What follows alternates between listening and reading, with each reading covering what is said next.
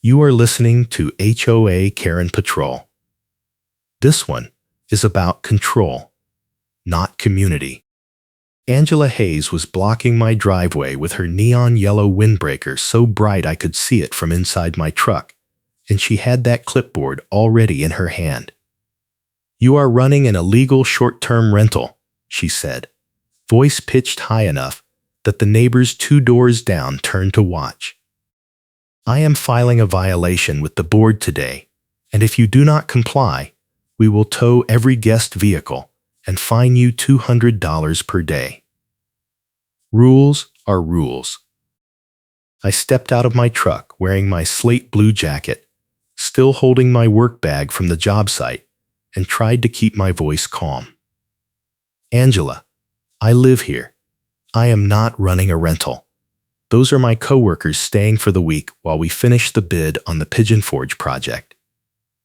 She did not blink. "I do not care who they are. The Canyon Springs Community HOA Covenant says no more than 2 unrelated adults per household, and I counted 4 cars in your driveway yesterday. That is a commercial operation, and you need a business license. Good luck fighting the HOA. I moved to Gatlinburg, Tennessee 6 months ago because I needed a place where I could afford a mortgage on a contractor estimator salary, and Canyon Springs was the only neighborhood in my price range near the Smoky Mountains. The HOA was annoying from day one. Constant portal posts about parking violations and weekend guest complaints. But I figured I could keep my head down. Angela Hayes was the neighborhood watch liaison, which meant she spent her days patrolling the streets looking for rule violations, and she had a clipboard with violation forms already filled out everywhere she went. What I did not know was that she had been watching my house for weeks, waiting for an excuse. "I need to see your lease agreement and your rental permit by end of business today," Angela said, tapping her pen against the clipboard. "If you cannot provide documentation, the board will assume you are operating without approval, and we will proceed with enforcement." I pulled out my phone and opened my calendar. "These guys are here because we have a presentation tomorrow morning at the Municipal Center. They are not paying me rent. They are splitting the grocery bill." She snorted.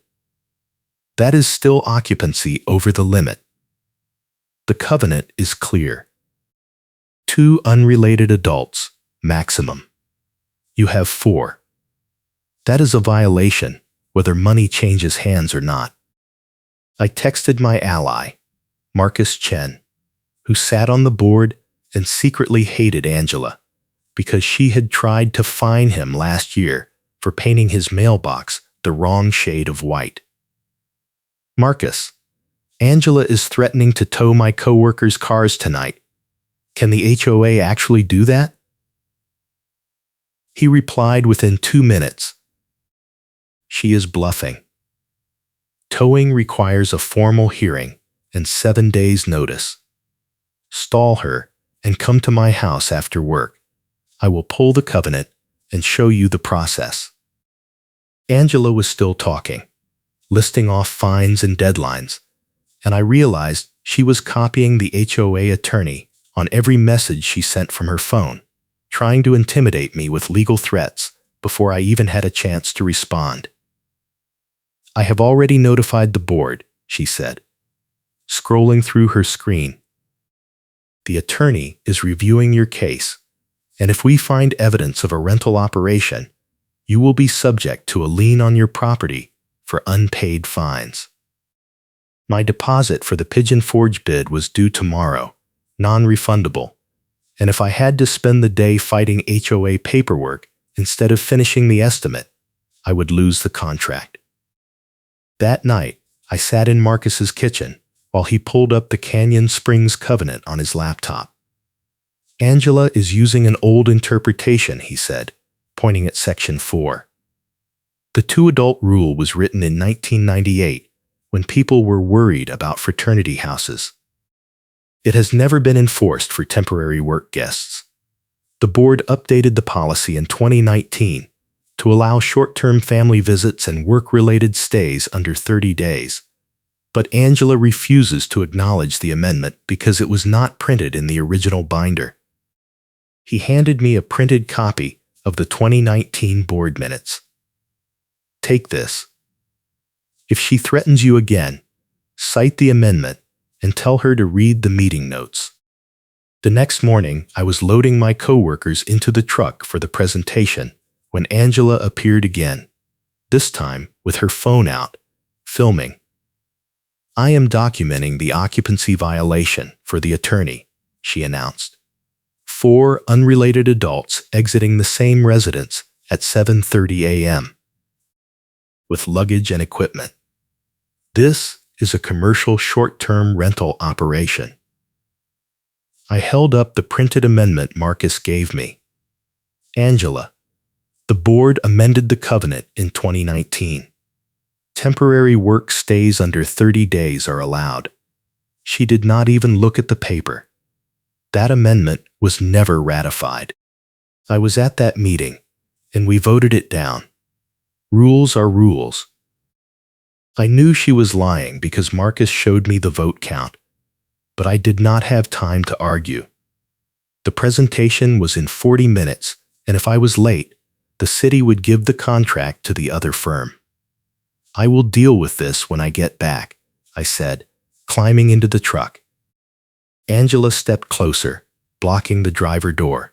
"You are not going anywhere until I get your rental agreement. I am calling the tow company right now." My coworker Jake opened his window.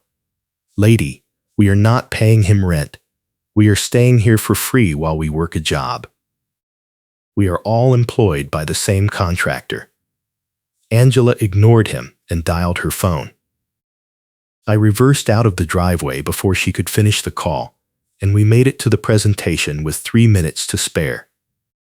The city liked our estimate, and we walked out with a signed contract for a $200,000 project. But when I got home that afternoon, there was a notice taped to my front door. Violation notice. Unauthorized commercial use of residential property. Fine. $200 per day effective immediately. Hearing scheduled for next Wednesday at the management office. Failure to attend will result in automatic lien placement. I took a photo of the notice and sent it to Marcus. This is escalating fast. That night, Angela posted on the HOA portal. Reminder to all residents, Canyon Springs is a residential community, not a hotel. If you see signs of short-term rental activity in your neighborhood, report it immediately. Several neighbors commented with support, but one user, Sarah M., replied with a question. "Angela, are you sure the 2019 amendment does not apply here?" I thought we updated the occupancy rules for work guests. Angela deleted the comment within 10 minutes and posted a new thread. The 2019 proposal was rejected. Anyone spreading misinformation will be reported to the board. I spent the next 2 days gathering evidence. I printed my mortgage documents, my tax returns showing my home address, my work contract proving I was employed full-time as a contractor estimator, and my coworkers' employment verification letters. I also pulled the HOA portal edit history, which showed that Angela had posted the rental accusation 2 weeks before she ever confronted me, meaning she had been planning this attack for a while. Marcus helped me compile everything into a binder tabbed by date, with a section for the 2019 amendment, a section for my residency proof, and a section for the portal screenshots showing Angela's pattern of deleting opposing comments. On Wednesday, I arrived at the management office 15 minutes early. Angela was already there with her clipboard, and she had brought the HOA attorney, a tired-looking man in his 50s who clearly did not want to be there. "This should be quick," Angela said, flipping through her forms. "We have documented proof of a rental operation, multiple vehicles, multiple occupants, no permit on file. The attorney sighed. Miss Hayes, I reviewed the file. There is no actual evidence of a rental transaction. Do you have screenshots of a listing, payment records, guest reviews? Angela hesitated. I have witness testimony and photographic evidence of occupancy violations. The hearing started, and Angela presented her case. She showed photos of my driveway with 4 cars, screenshots of my coworkers loading luggage into the truck, and a printout of the original 1998 covenant section about occupancy limits. Then it was my turn. I opened the binder and handed the attorney a copy of the 2019 board minutes. The occupancy rule was amended 6 years ago to allow temporary work-related stays under 30 days. My coworkers were here for 1 week to finish a municipal bid. Here is the signed contract we won. Here is their employment verification. Here is my mortgage proving I live here full-time. The attorney looked at Angela. Did you know about the 2019 amendment? She crossed her arms. That amendment was never properly ratified. I was at the meeting. The attorney flipped through the minutes. The vote was recorded as 5-2 in favor. Your signature is on the attendance sheet, Miss Hayes. You were present when it passed. Angela's face turned red. That vote was procedural, not binding. The attorney closed the folder. Miss Hayes, this is not a violation. The amended covenant clearly allows this situation. I recommend we dismiss the case and waive the fines. Angela stood up, voice rising. You are not taking this seriously. This man is turning our neighborhood into a hotel, and if we do not stop him, every house on this street will be a rental. The attorney rubbed his forehead. Unless you have evidence of a financial transaction or a rental listing, there is no case. I am not going to threaten a lien over a work visit that is explicitly allowed under the current covenant. Angela grabbed her clipboard and stormed out, shouting over her shoulder. Good luck fighting the HOA. I thought it was over, but 2 days later, Angela filed a new complaint. This time she claimed I was violating the parking rules by allowing guest vehicles to occupy more than 2 driveway spaces overnight. The Canyon Springs Covenant had a clause that said driveways could not be used for commercial vehicle storage, and Angela was trying to argue that my coworkers' trucks counted as commercial because they had tool racks. Marcus texted me a warning. She is not going to stop. She filed 3 complaints this week alone.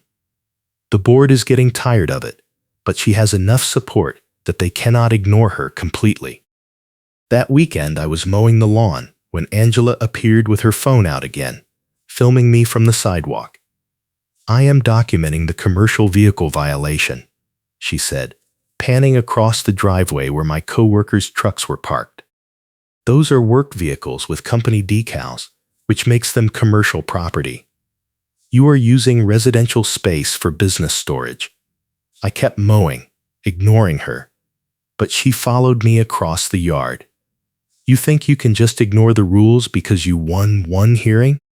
The board is reviewing your case again, and this time we are bringing a lien threat for disputed fines. You owe $400 for the 2 days before the hearing, and if you do not pay by Monday, we are placing a lien on your house. I turned off the mower and walked over to Marcus's house. He was in his garage, organizing tools, and he looked up when I told him about the lien threat. She is bluffing again, he said. The board voted to waive the fines. She cannot place a lien without board approval, and I will vote against it. But you need to be ready for her next move. She is not acting rationally. I have seen her do this before. She picks a target and harasses them until they either move or give up. I asked him what I should do. He handed me a small handheld camera. Document everything. Every conversation, every encounter, every time she shows up at your house. If she keeps escalating, you will need proof that she is the problem, not you. Monday morning, I paid the $400 in disputed fines, even though I did not owe them, because my deposit for the Pigeon Forge project was due that afternoon, and I could not risk a lien delaying the mortgage paperwork. Angela sent me a portal message within an hour. Payment received. But this does not resolve the ongoing parking violation. You are still in breach of Covenant Section 7. I have requested another hearing for next month. I forwarded the message to Marcus, and he replied immediately. She is baiting you. Do not respond on the portal. She is trying to get you to say something she can use against you. That night, I was sitting on my porch when I noticed Angela across the street, talking to my neighbor Phil, who lived 2 doors down. She had her clipboard out, and Phil kept shaking his head, but she was pointing at my house, gesturing at the driveway. After 10 minutes, Phil walked back inside, and Angela stayed on the sidewalk, writing notes. I grabbed the handheld camera Marcus gave me and started recording. She saw the camera and walked straight toward me. "You cannot film me on a public sidewalk," she said, holding up her phone. "I am documenting your harassment." I kept the camera running. "Angela, you have been standing in front of my house for 20 minutes talking to my neighbor about me. That is harassment." She smiled. "I am performing my duties as neighborhood watch liaison. If you have a problem with that, file a complaint with the board." The next week, I got a call from Phil. "Hey, I wanted to give you a heads up. Angela came by yesterday and told me you were running a rental and it was bringing down property values. She wanted me to sign a petition to force you to stop." I told her no. She has been going door to door trying to get signatures. I thanked Phil and called Marcus. "We need to escalate this. She is actively campaigning against me in the neighborhood." Marcus sighed. "I know. She tried the same thing with me last year. The problem is, half the board believes her because she has been here longer than most of us. We need something concrete that proves she is acting out of personal vendetta, not legitimate HOA concern." I started thinking about what Marcus said. Angela had been so aggressive, so immediate with her accusations, that it felt personal. I went back through the HOA portal archives and found something strange. 3 years ago, Angela had posted a rental listing for her own house on the community board, advertising a mother-in-law suite for short-term lease.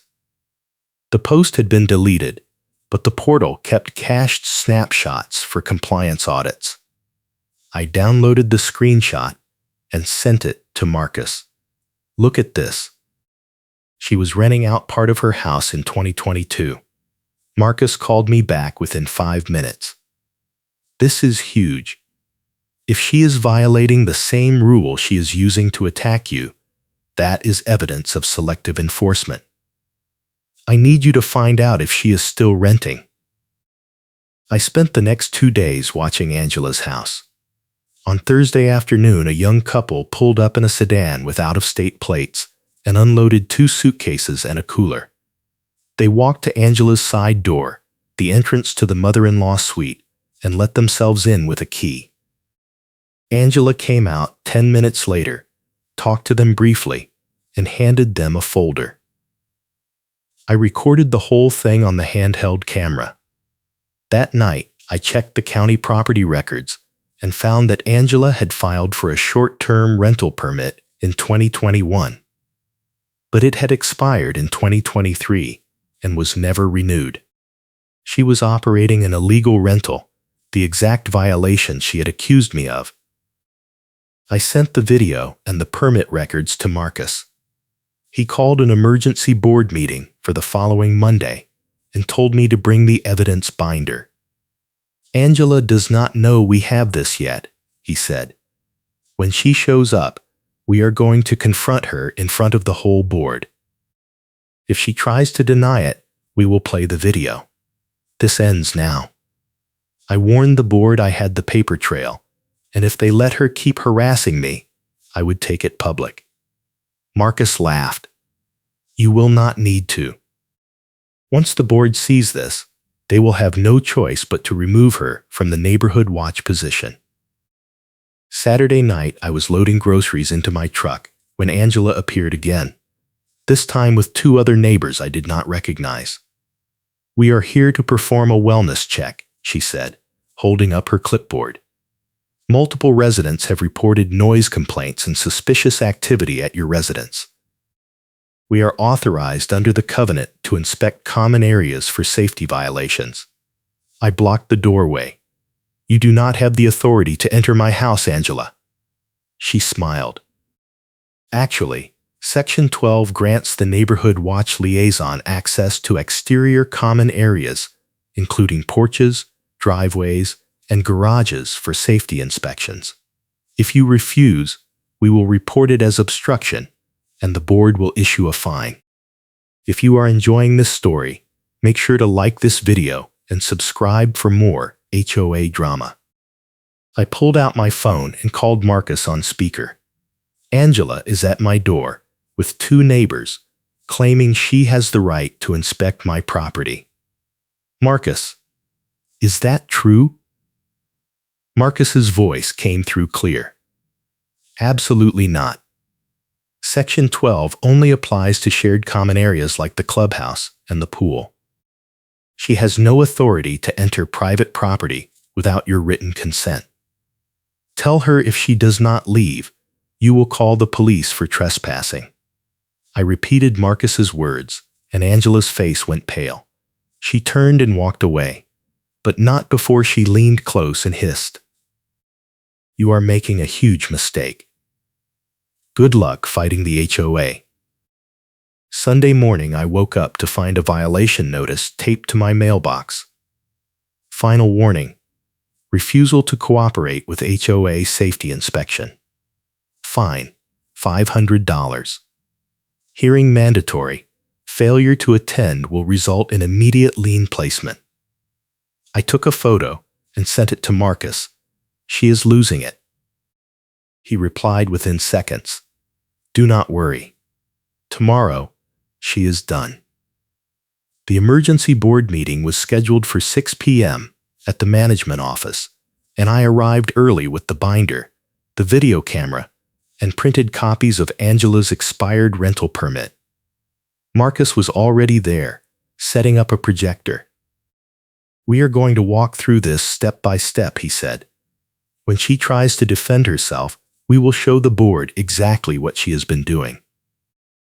Angela walked in at exactly 6 p.m. with her clipboard and 2 board members who supported her. She sat down across from me and opened her notes. I am here to present the case for permanent restrictions on this resident's occupancy privileges, she began, but Marcus interrupted her. Angela, before we get to that, the board has some questions about your own rental activities.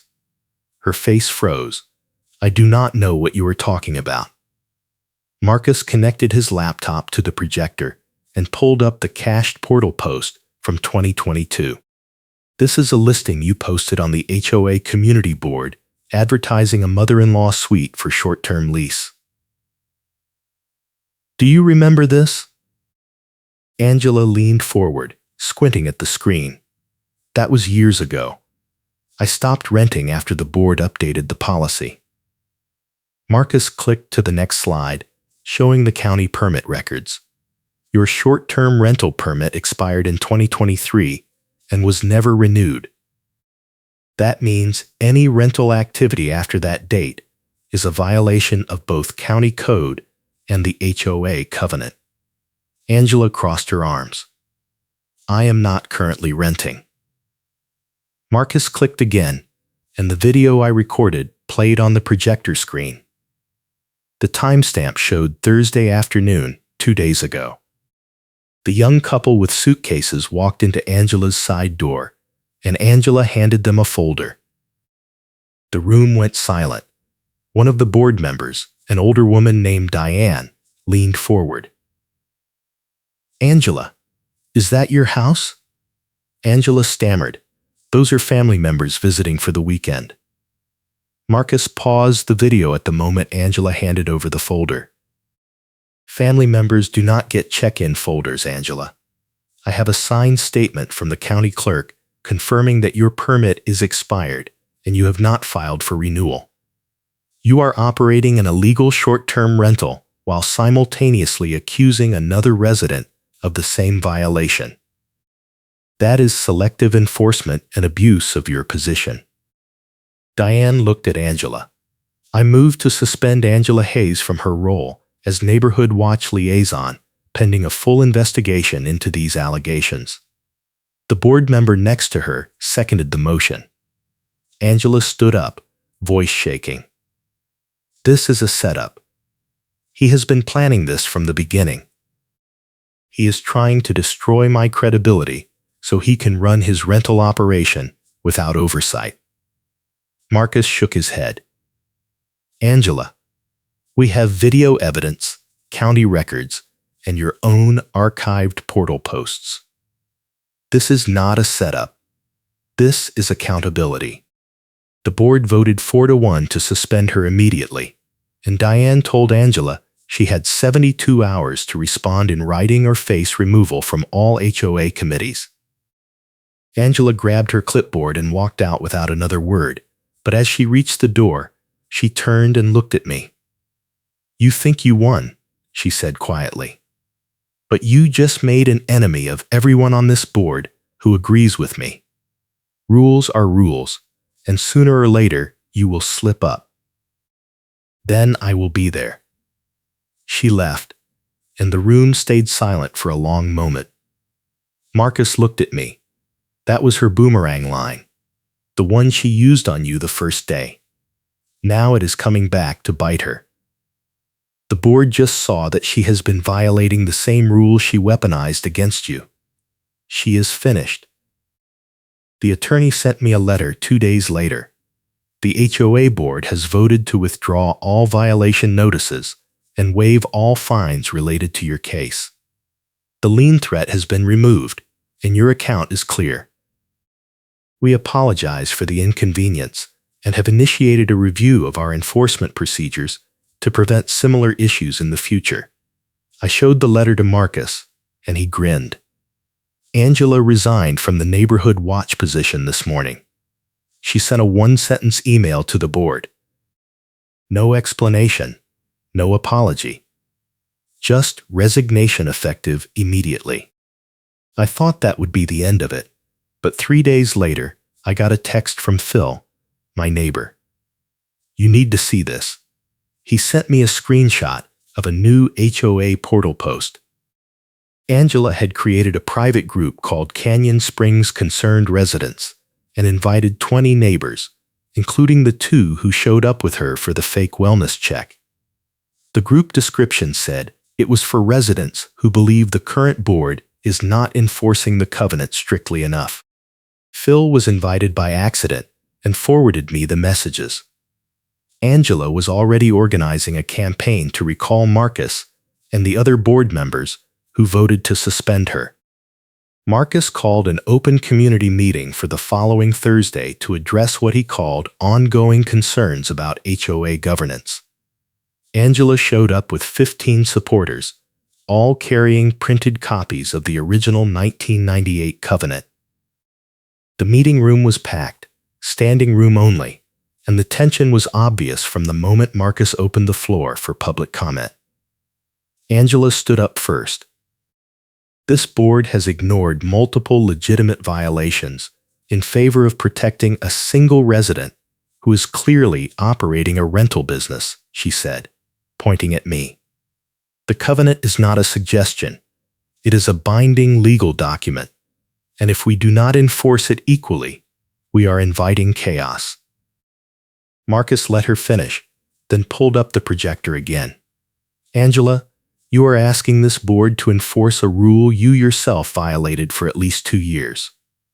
You rented your mother-in-law's suite without a valid permit, collected income from short-term guests, and only stopped when you were caught on video. That is not equal enforcement. That is hypocrisy. Several neighbors in the audience murmured agreement, but Angela's supporters stayed silent. She tried to respond, but Diane cut her off. Angela, the board has reviewed your rental activity and confirmed that you violated county code and the HOA covenant. You are not in a position to lecture anyone about rule enforcement. The meeting shifted after that. Other residents started speaking up, some defending Angela, others questioning why she had been allowed to serve as neighborhood watch liaison while running an illegal rental. One man stood up and said he had rented from Angela in 2022, and she never mentioned HOA restrictions or permits. Another woman said Angela had threatened to fine her for parking a moving truck in her driveway overnight, even though the covenant allowed temporary moving vehicles. By the end of the meeting, Angela's support had fractured, and the recall campaign quietly died. 2 weeks later, I was finishing paperwork for the Pigeon Forge project when I got a call from the County Code Enforcement Office. We received a complaint about short-term rental activity at your address, the officer said. We need to schedule an inspection to verify compliance. I asked who filed the complaint, and the officer hesitated. The complaint was anonymous, but it included photos of your driveway and detailed descriptions of alleged guest activity. I told the officer I did not operate a rental and offered to provide documentation. He agreed to close the case after reviewing my mortgage, tax returns, and work contracts. But he warned me that if another complaint came in, they would have to investigate again. I knew Angela filed the complaint, but I could not prove it without access to the county's records. Marcus suggested I file a harassment claim with the HOA board, but I decided to wait. Angela had already lost her position and her credibility. If I kept pushing, it would look like I was retaliating. Instead, I focused on finishing the Pigeon Forge project and keeping my head down. For the next month, everything was quiet. No violation notices, no portal posts, no surprise inspections. I started to think Angela had finally given up. Then one Saturday afternoon, I was pulling into my driveway when I saw Angela standing on my porch, holding her clipboard. She was talking to someone through my front door, her voice loud enough that I could hear it from the street. You are not allowed to store construction materials on residential property, she was saying. This is a clear violation of Section 9, and I am authorized to issue an immediate fine. I parked and walked up the driveway, and that is when I saw who she was talking to. It was Jake, my coworker, who had stopped by to drop off some blueprints for Monday's meeting. He looked confused and frustrated. Angela turned when she saw me. Your guest is violating the storage covenant, she said, pointing at a stack of PVC pipes Jake had leaned against the porch railing. Those are commercial materials, and they cannot be stored on residential property without a permit. I looked at Jake. Those are for the job site. You are dropping them off so I can review the specs tonight. Angela shook her head. Storage is storage. The covenant does not distinguish between overnight and temporary. I am issuing a $200 fine effective immediately. Jake threw up his hands. Lady, I have been here for 5 minutes. I am not storing anything. I am delivering work materials. Angela ignored him and started writing on her clipboard. I stepped between them. Angela, you are not on the board anymore. You do not have the authority to issue fines. She looked up, smiling slightly. I am still a resident, and the covenant allows any resident to report violations. I am filing this with the management office on Monday. and they will process the fine whether you like it or not. Jake grabbed the pipes and walked back to his truck. I am not dealing with this, he said. I will email you the specs. He drove off, and Angela stayed on my porch, finishing her notes. I called Marcus that night and told him what happened. She is not going to stop, I said. Even without her position, she is still filing complaints and harassing me every chance she gets. Marcus sighed. The board cannot do anything unless she violates a specific rule. Reporting violations is technically within her rights as a resident, even if her complaints are frivolous. The only way to stop her is to prove she is acting in bad faith, and that is hard to do unless she admits it. I asked him what I should do. He paused. You need to catch her in the act. If she is filing false complaints, document it. If she is trespassing, record it. Build a case that shows a pattern of harassment, and then we can take it to the board or even the police. The next week, I installed a doorbell camera and a motion-activated camera on my porch. I also started keeping a log of every interaction with Angela, every complaint she filed, every time she showed up at my house. Within 2 weeks, I had recorded her standing on my porch 3 separate times, filming my driveway and taking notes. On the 3rd visit, she knocked on my door and demanded to inspect my garage for code violations. I refused and told her to leave. She stayed on my porch for another 10 minutes, writing on her clipboard, and only left when I threatened to call the police. Marcus reviewed the footage in the log. This is textbook harassment, he said. She is targeting you specifically, and she is doing it in a way that is designed to intimidate and exhaust you. The board can issue a cease and desist order, but if she ignores it, you will need to take it to the county. I filed a formal harassment complaint with the HOA board, and they scheduled a hearing for the following month. Angela responded with her own complaint, claiming I was retaliating against her for performing her civic duty as a concerned resident. The board rejected her complaint and moved forward with the hearing. The hearing was scheduled for a Tuesday evening at the management office. I brought the binder with the updated log, the doorbell camera footage, and copies of all the complaints Angela had filed in the past 2 months. Marcus was there, along with Diane and 2 other board members. Angela arrived with a lawyer, a sharp-looking woman in her 40s, who immediately objected to the hearing format. This is not a legal proceeding, she said. My client has the right to report covenant violations without being punished for it. Diane cut her off. This hearing is about harassment, not violation reporting. If Ms. Hayes has been filing complaints in bad faith or using her position to intimidate another resident, that is a separate issue. The board reviewed the footage first. The doorbell camera showed Angela on my porch 3 times in 2 weeks, each time filming my driveway and taking notes. The motion-activated camera showed her standing on my property for extended periods, sometimes up to 20 minutes, even after I asked her to leave. Diane looked at Angela. Can you explain why you were on this resident's property 3 times in 2 weeks? Angela's lawyer started to respond, but Angela interrupted. I was performing neighborhood watch duties. I had received reports of noise complaints and suspicious activity, and I was investigating. Diane pulled up the HOA complaint database on her laptop. There are no noise complaints on file for this address in the past 6 months.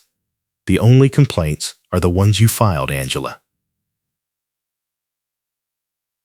Who reported the suspicious activity? Angela hesitated. Multiple neighbors expressed concerns privately. Diane shook her head.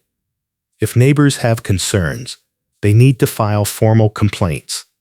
You cannot investigate based on private conversations. That is not how the process works. Angela's lawyer tried to redirect. My client was acting in good faith based on information she believed to be credible. Diane looked at the footage again. Good faith does not include standing on someone's porch for 20 minutes after being asked to leave. That is trespassing. The board voted to issue a formal cease and desist order, prohibiting Angela from entering my property or filing any further complaints about my residence without documented evidence of a violation. If she violated the order, the board would refer the case to the county for legal action. Angela's lawyer objected, but the board's decision was final. Angela stood up and walked out, and her lawyer followed.